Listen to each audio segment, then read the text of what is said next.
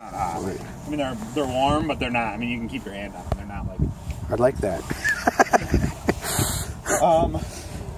Here's a ballast pump.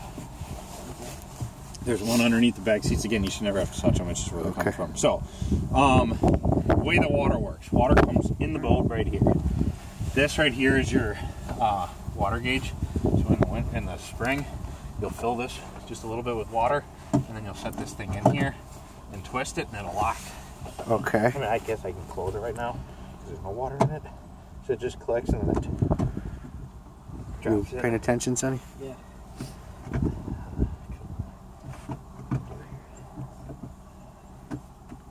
And then it locks it. So it'll give you a bad reading because it's reading through air right now. Okay. So you need water because it shoots through the hull. That's for the depth. That's for the right one. Right, yeah, that's why it's reading incorrect. Okay, 2.1. Okay. So you'll just fill this with a little bit of clean water. Water comes in the boat right here. It goes through the transmission, out this side, and then it goes all the way to the very back of the boat. So the first hose you want to undo is this. Okay, the intake. What this is undoing, even though it's open below, what this is doing is this is allowing any water that's in the transmission. Do you want me to pull the plug in the back of it? Yeah. You got the wrench. Is it the crescent wrench? The Channel X. So there's nothing in here, but it just allows any water that would be up in here to come out. The next one is obviously this one on the other side of the transmission. 5/16 nut driver works wonders. Okay. Pretty much do the whole boat. You take that, water comes out. There's still water in this hose, so you lay it down, and away you go. Side note: here's your gas shutoff valve. You never touched it, but just in case, that's right there. Your shower, while we're here, I undo these. Usually when you don't run it, they don't have water in it, but why chance a good thing, you just undo them. There are little wing clips here. See that? That actually had hot water in it. So this is the hot water that comes off the motor. Okay. This red hose will show up in a second when we undo that hose on the other side of it, because that's the drain block. Now, okay, where do you put that then? In the cup holder, up there by your phone. We'll put it back in before you drive away. Well, technically, I mean, not to be embarrassing, I guess legally you're supposed to have it. Oh, okay, whatever. Doesn't matter. Okay. So, that's fine, that's what we do at home. We put it there, I mean, yeah. Okay, yeah. Whatever you want to do. There is a secondary T-handle right down here. You'll see it right here. That's an extra drain hole if you need it. Sometimes that's easy because you can just use your hand and twist it off. Oh, okay. Again, just for completeness sake. Okay, let me see that. See the brass one? Underneath the hose. Yep, it's brass right there. Okay, yep. So. Okay.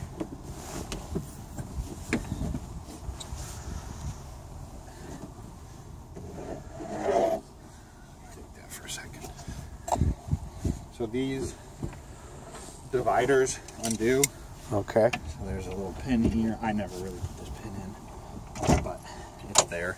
And then there's thumb screws here, one here. This undoes so you can get access into the engine on the side. they do come out, but they're pretty tough to get.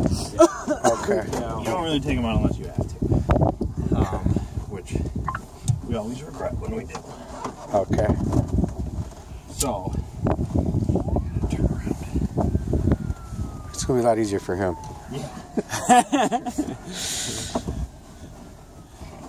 Now, there's two things back here. If you crawl up over here, you'll see. Go in there. The hose that starts on the outside of the transmission.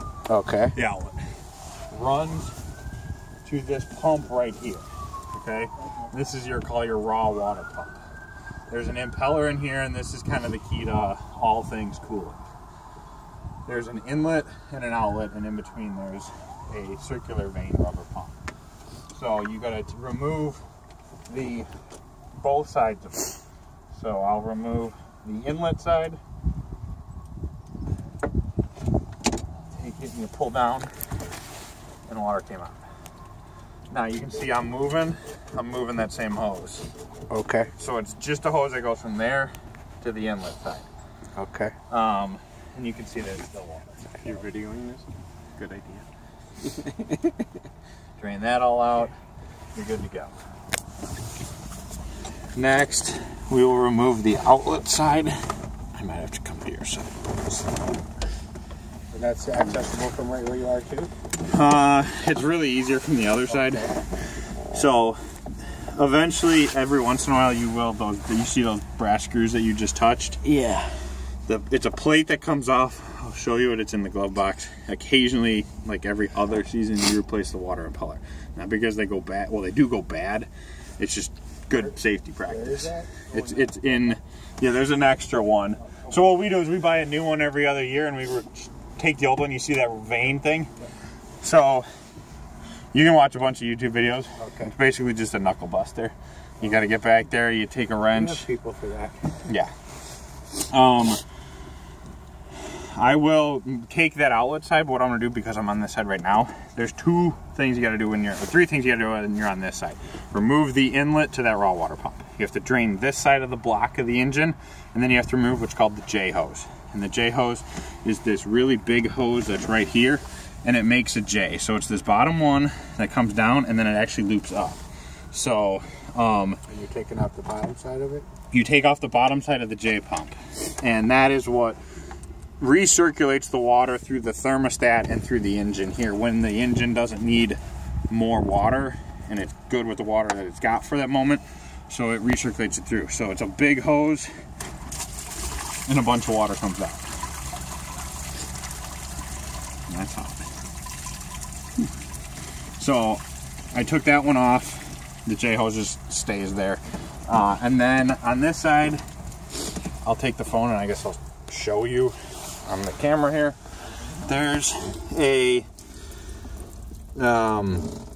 knock sensor with a wire connected to it, and that is the engine block side. And so you'll go back and you'll see it. I'll pull the thing out in a second here, but there's a little finger clip that removes the actual wire. If you can kind of see I'm holding the wire right here. So this slips on, and then you remove the... That's a sensor? It's a knock sensor for the engine. Okay. To make sure the engine's not knocking. And then you remove the actual sensor itself.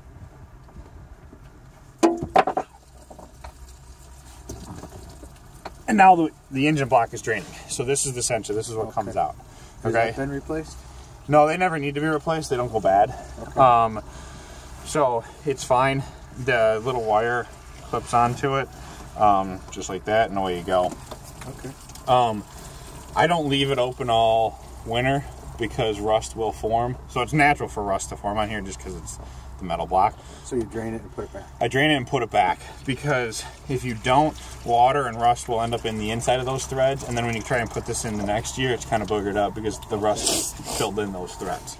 So I'll leave it, keep draining for a little while, just because. And then you have to drain these manifolds so these hold water, because water dumps out the back and out.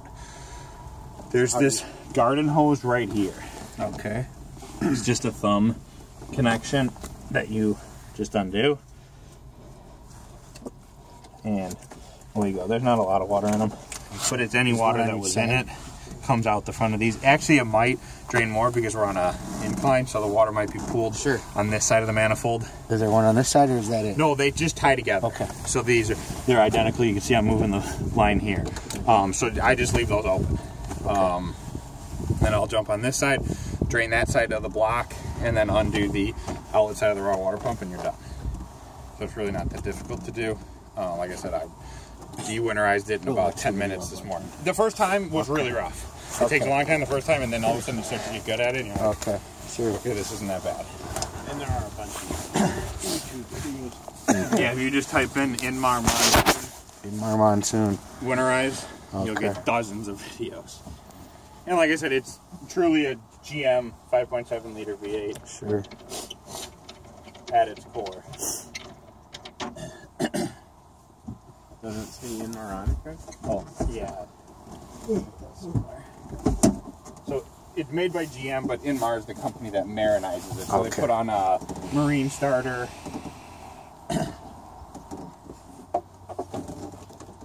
So Thomas, if you look here, you can see. You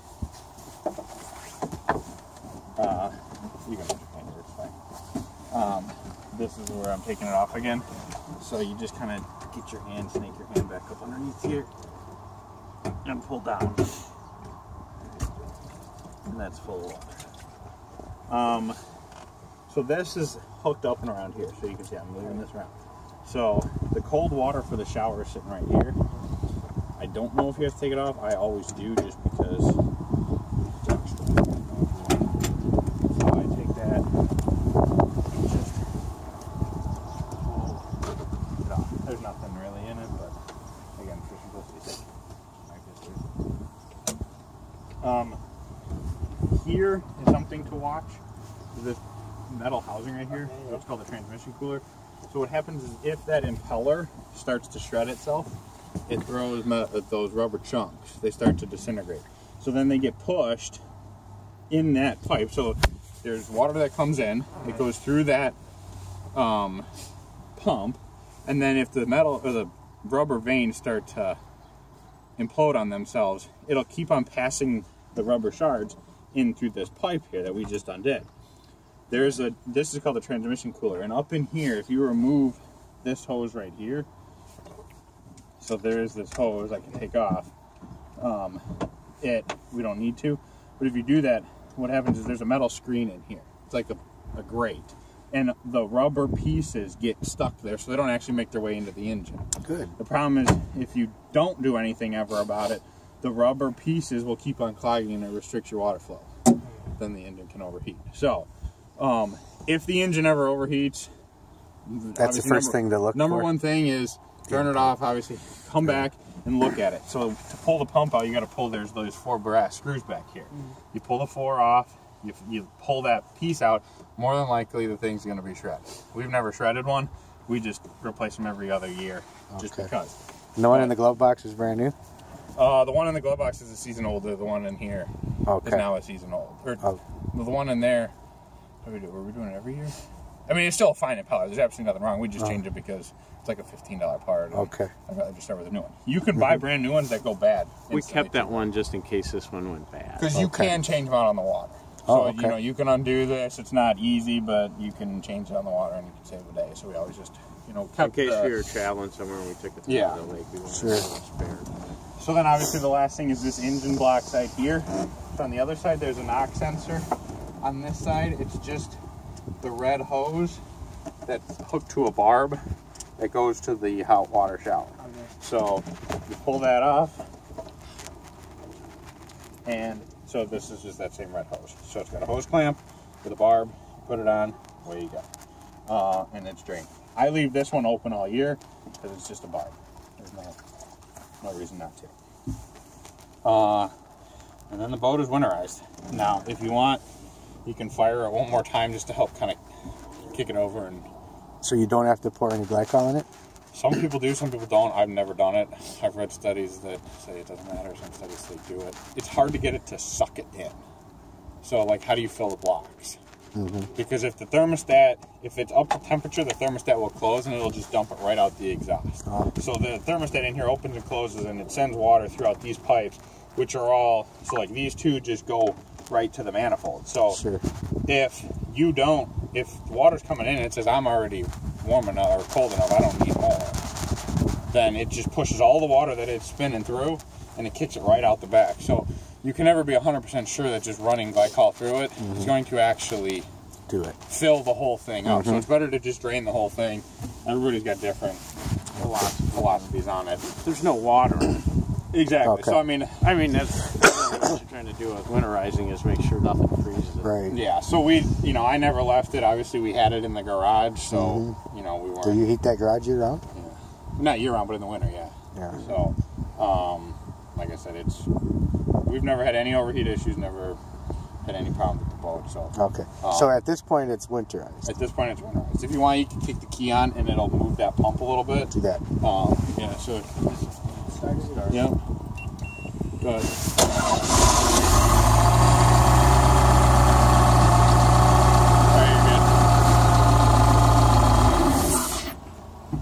Good to go. So, I mean, I didn't see any more water come out of that pump. So we're drained. So you're drained. And plugs ever get replaced?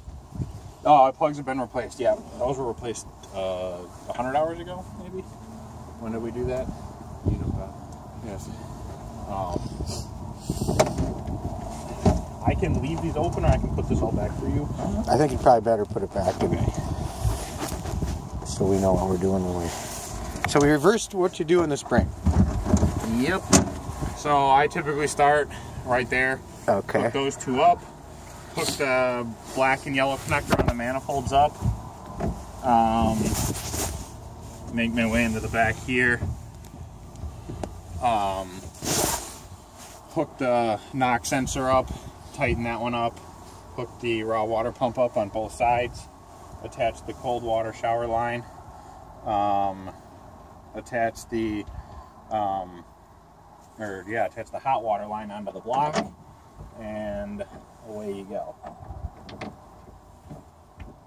The temperature on the motor is always supposed to be between 160 and 165. Okay. Occasionally, I would say it happens like once every 20 times. For whatever reason, when it fires up, the sensor doesn't send the initial temperature signal to the front, and it'll just read 0. If that ever happens, you just turn it off and turn it right back on, and it catches it. So, you know, it was just such a variable intermittent problem. It was just a sensor that never sent the signal. So okay. If it happens, it's not a big deal. Like I said, we've never had any issues with the engine. That's about it.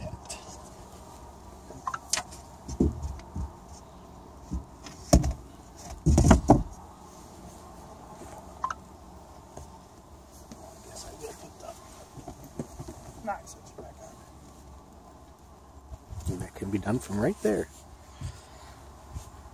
We'll put the cover on for you because that's a whole ordeal in itself. Okay. This is a custom cover. It's made by a guy who customizes, just does Malibu covers. Okay.